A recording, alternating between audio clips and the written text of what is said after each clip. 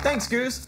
'Twas a time long ago when Mario and Sonic were the fiercest of rivals, and the idea of them working together would have had you laughed right out of the lounge room. Yes, and yet here we are now looking at their 5th team-up, Bajo. So without further ado, let the games begin. Let the games begin!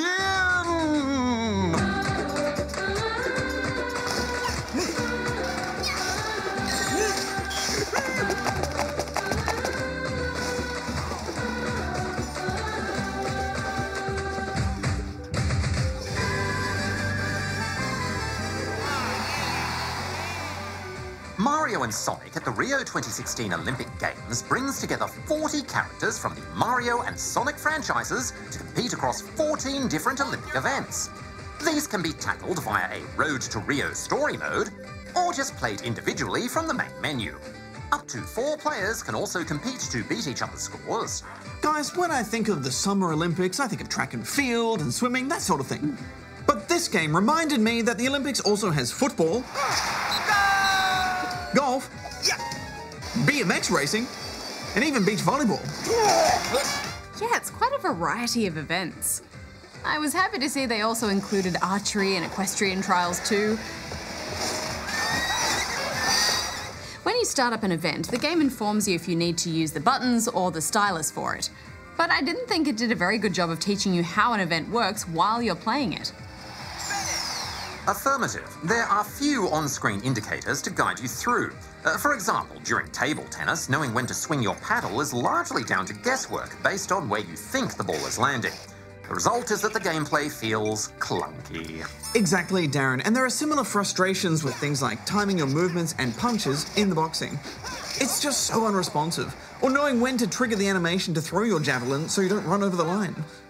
I understand there needs to be some level of random skill involved so that the players don't get the same results every time, but at least come up with a system that's rewarding to master. Well, some events do fare better than others. For instance, I enjoyed the rhythm gymnastics because it was more like a traditional music rhythm game.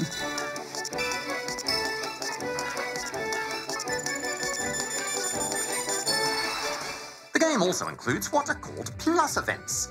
These are the same 14 events, but with a more wacky video game twist.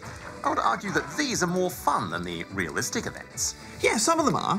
In the archery, you have to time your shots to hit multiple boos instead of a stationary target, which is more of a challenge. And in table tennis, where you hit the ball nets you points, so there's more strategy to it. These are all great ideas, but I still think the clunky controls are a bit of a problem, Darren. Affirmative. I thought the golf was good though. With all sorts of crazy Mushroom Kingdom-like obstacles, it's quite fun. And the game does look pretty good. Characters are all animated really well, and I like the Road to Rio story mode, which makes good use of the Miis too, with some costume options and gear to unlock. Another feature to the game is a pocket marathon. This uses the 3DS's inbuilt pedometer to take your Mii through an Olympic marathon based on how many actual steps you take in the real world. If anything, it's there to encourage you to get out and move around occasionally instead of playing games on the couch all day. Yeah, which is some good advice. I mean, get enough exercise and you might want to train to compete in the Olympics for realsies. Final thoughts, Bajo? Well, I think overall this game has more negatives than positives. There's just not enough meat to it, and it's really frustrating. So I'm going to give it 2 out of 5 rubber chickens. I have to say, Bajo, I agree. I mean, the game on the whole felt quite rushed, and that was disappointing. I'm giving it 2.5. I competed in the Robot Olympics once. Did you, Darren? How did you do? Well, funny story. Apparently, rocket boots are against the rules in the 8,000-metre asteroid slalom. I was disqualified, but at least I finished first. Well, it kind of has to be a level playing field, Darren.